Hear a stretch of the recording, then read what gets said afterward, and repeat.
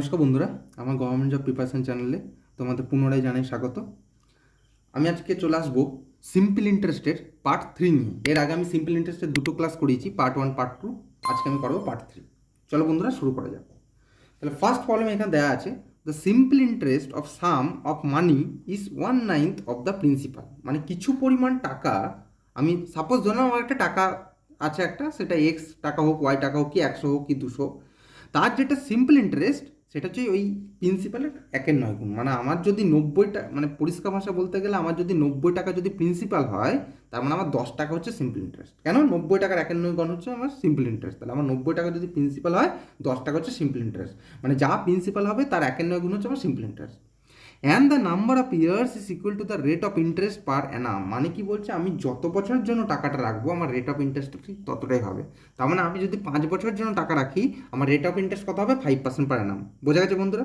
তাহলে কি বলছে, find the rate of interest per Anam. তাহলে আমার পার অ্যানাম রেট অফ ইন্টারেস্টটা কত? কিচ্ছু না, আমি কীভাবে করবো? তা প্রথমে ধরে নিই, আমার প্রিন্সিপাল ধরে নিলাম আমি X টাকা।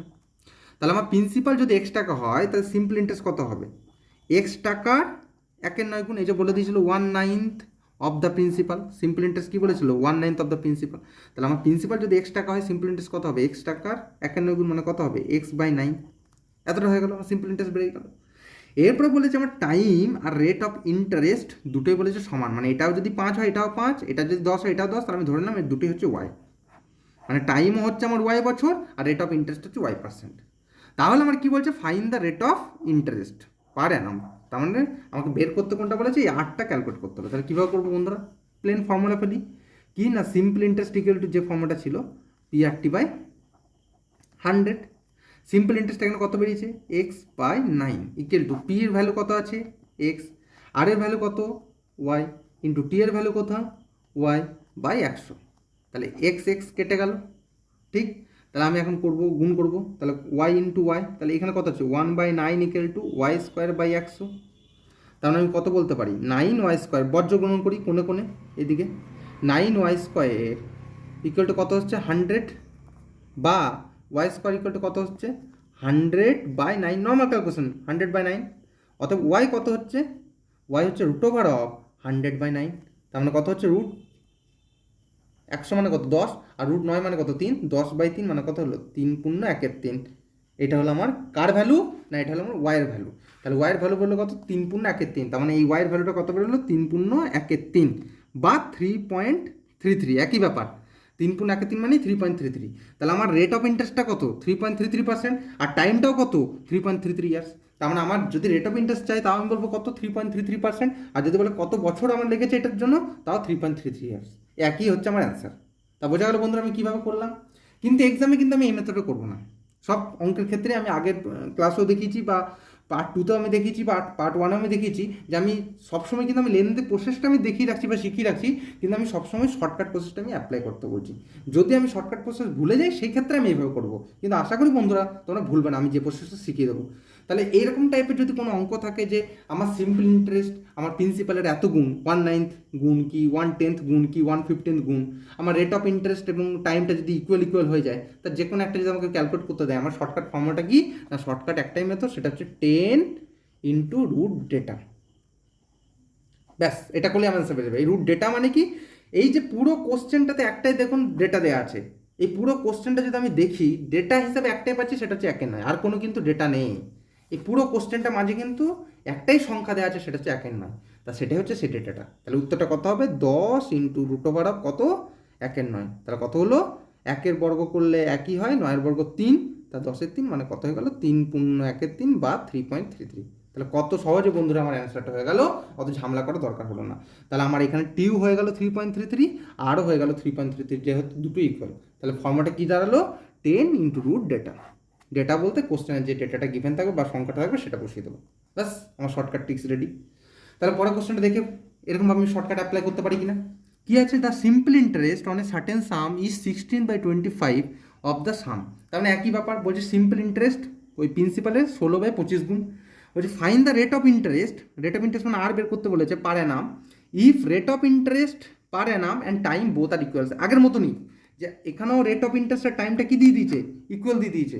আর কি বলেছে, আমার সিম্পল ইন্টারেস্টটা বলছে প্রিন্সিপালের 16-25 গুণ, তাহলে আমার শর্টকাট ডেটা কী ছিল, 10 ইন্টু রুট ডেটা। তাহলে এখানে লিখলাম 10 ইন্টু, কোশ্চেনে একটাই ডেটা দেখা যাচ্ছে কত, 16-25, তাহলে লিখলাম 16-25। কত হলো, 10 ইন্টু 16 রুট করলে আসে 4, 25 রুট করলে আসে 5, 5 দিয়ে 10 মানে হয়ে গেলো 8। তাহলে R equal to T equal to কত বেরোলো, 8। তাহলে রেট অফ ইন্টারেস্ট যদি বলে আর বলে তাহলে কত হবে, 8%, আর যদি সময় বলে তাহলে কী হবে, 80%। তাহলে আমার এখানে কী জানতে চাইছে, find the rate of interest. তার রেট অফ ইন্টারেস্ট কত হলো, 8%, হয়ে গেল আমার অ্যান্সার। তার শর্টকাট ফর্মটা বন্ধুরা বোঝা গেছে, শর্টকাট ফর্মটা হলো 10 রুট ডেটা। তাহলে আমরা এখন নেক্সট আরেকটা প্রবলেমে চলে যাই। সেটা হচ্ছে দেখছি এখানে কী লেখা আছে না, the difference between the interest receive from the different bank on ₹500 for 2 years is ₹2.5। Fine the difference between there rate of interest. তাহলে এটা মানে কি বলতে চাইছে, যে আমি সাপোজ দুটো ব্যাংকের টাকা রেখেছি, একটা হচ্ছে SBI, একটা হচ্ছে UBI। দুটো ব্যাংকে আমি কত টাকা করে রেখেছি, 500। SBI ধরে নিলাম 500, UBI তো 500। এখানেও আমি 2 ইয়ার্সের জন্য রেখেছি, এখানেও 2 ইয়ার্সের জন্য, তাহলে এখানেও P500, এখানে T2 ইয়ার্স, এখানেও P500, এখানেও T2 ইয়ার্স, টাইমটা 2 ইয়ার্স। এরপরে যেটা বলেছে, দ্য ডিফারেন্ট ব্যাংকে কি বলেছে না, ডিফারেন্স বিটুইন দ্য ইন্টারেস্ট, তাদের সিম্পল ইন্টারেস্টের ডিফারেন্সটা বলেছে কত না, 2.5 টাকা। তার মানে এর যে সিম্পল ইন্টারেস্ট মাইনাস, মানে সিম্পল ইন্টারেস্ট 1 আর সিম্পল ইন্টারেস্ট 2, এই দুটো ব্যাংকে মানে SBI এর যে সিম্পল ইন্টারেস্ট আর UBI এর যে সিম্পল ইন্টারেস্ট, তার ডিফারেন্সটা কত না, 2.5 টাকা। তাহলে আমাকে বলেছে find the difference between there rate of interest. তার মানে এর সাপোজ রেট অফ ইন্টারেস্ট কত, R1, এর সাপোজ রেট অফ ইন্টারেস্ট কত, R2, এই ডিফারেন্সটা আমার জানতে চেয়েছি। SBI আর UBI এর মধ্যে যে রেট অফ ইন্টারেস্টটা আছে তার তফাৎটা কী আছে বা তার ডিফারেন্সটা কী আছে, তাহলে কিচ্ছু না, সিম্পল। তাহলে আমি SBI এর এখন যদি আমি সিম্পল ইন্টারেস্ট বের করি কত হবে, PRT/100, তাহলে SBI P কত আছে 500, SBI আর কত R1, SBI T কত 2/100, মাইনাস UBI P কত 500, UBI T কত, আচ্ছা UBI আর কত R2, UBI T কত 2/100। এটাই হলো দুটো ব্যাংকের সিম্পল ইন্টারেস্টের ডিফারেন্স। এটাই কত দেওয়া আছে, গিভেন কত 2.5। ব্যাস হয়ে গেল অ্যান্সার আমার। এবার নর্মাল ক্যালকুলেশন করি, 105-এ 500, 105-এ 500, তাহলে কত হলো, 5 দিয়ে 10 R1 মাইনাস 5 দিয়ে 10 R2 ইকুয়াল টু 2.5। তাহলে এখান থেকে 10 কমন নিলাম, R1 minus R2 equal to 2.5। তাহলে অত কত আসছে, R1 মাইনাস R2 কত হলো 2.5/10। তাহলে এটা করলে কত আসছে, আটটা শূন্য হয়ে গেল, তাহলে 25 × 100 মানে 1/4, এগুলো কত হলো 0.25, তার মানে 0.25%। তাহলে আমার অ্যান্সারটা কত হলো 0.25%।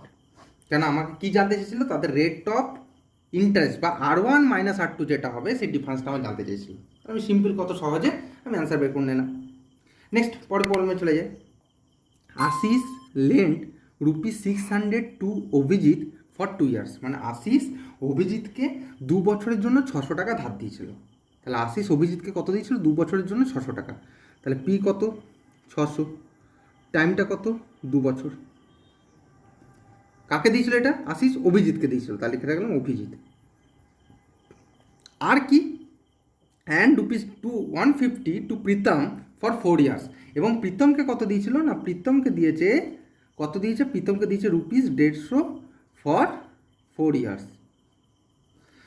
তাহলে আবার বলছে আশিস অভিজিৎকে 600 টাকা ধার দিয়েছে 2 বছরের জন্য, আর প্রীতমকে ধার দিয়েছে 150 টাকা 4 বছরের জন্য। And receive on together from both ₹90 as interest. এবং এই দুজনের কাছ থেকে মানে অভিজিতের যে সিম্পল ইন্টারেস্ট আর প্রীতমের যে সিম্পল ইন্টারেস্ট, এই দুটো মিলে কত হয়েছে 90 টাকা। মানে দুজনের কাছ থেকে মিলে এর যে সিম্পল ইন্টারেস্ট আর এর যে সিম্পল ইন্টারেস্ট দুটো মিলে কত পেয়েছে, ও 90 টাকা ইন্টারেস্ট পেয়েছে। Then find the rate of interest. তার রেট অফ ইন্টারেস্টটা কত, তা দুজনের ক্ষেত্রে রেট অফ ইন্টারেস্ট আমি ধরে নিচ্ছি কত, আর এখানেও আর এখানেও আর, যেহেতু কিছু বলে দেওয়া নেই, ডিফারেন্স কিছু বলে দেওয়া নেই, তাই জন্য আমি ইকুয়াল ধরে নিলাম। তাহলে আমি নর্মাল, আমার এখানে সিম্পল ইন্টারেস্ট কত হবে, P কত 600, আর কত আর T কত 2/100, আর প্রীতমের ক্ষেত্রে কত হবে সিম্পল ইন্টারেস্ট 150, আটটা আর হবে, টিটা কত আছে 4/100, এই টোটালটা কত 90 টাকা। এই যে 57 সারে এ সিম্পল ইন্টারেস্ট, এটা প্রীতমের সিম্পল ইন্টারেস্ট, এটা দুটো যোগফল কত 90, সেটাই করলাম। তাহলে 106-এ 600, এখানে কত হচ্ছে 15/10, 5 2 10, 5 3 15, 2 2 4, তাহলে কত হচ্ছে 6 2 12 আর প্লাস 3 2 6 আর ইকুয়াল টু 90, তার মানে হচ্ছে 18 আর ইকুয়াল টু 90। তাহলে আর কত হলো 90/18, মানে 18 5 90, মানে কত হলো 5%। তাহলে আমার রেট অফ ইন্টারেস্টটা কত হলো 5%। তাহলে আমি নর্মাল ক্যালকুলেশন করলাম। তাহলে এরকম টাইপের আমাদের কিছু ক্যালকুলেশন থাকতে পারে, সেগুলো আমরা নর্মাল এরকমই পিআরটি দিয়ে আমি সলভ করতে পারি। এগুলো আর আমার বেশি শর্টকাটে যাওয়ার দরকার নেই, এটাও যথেষ্ট টাইম খুব একটা বেশি লাগছে না, একদম অল্প সময়ের মধ্যে আমার অ্যান্সার বেরিয়ে যাবে। তো বন্ধুরা আমি এইভাবে কিন্তু এই টাইপের অঙ্কগুলো সলিউশন করবো। তো বন্ধুরা যদি আমার ভিডিওটা ভালো লেগে থাকে তাহলে অবশ্যই চ্যানেলটিকে সাবস্ক্রাইব করো এবং সাবস্ক্রাইবের পাশে থাকা বেল বাটনটি কিন্তু ক্লিক করতে ভুলো না। নমস্কার।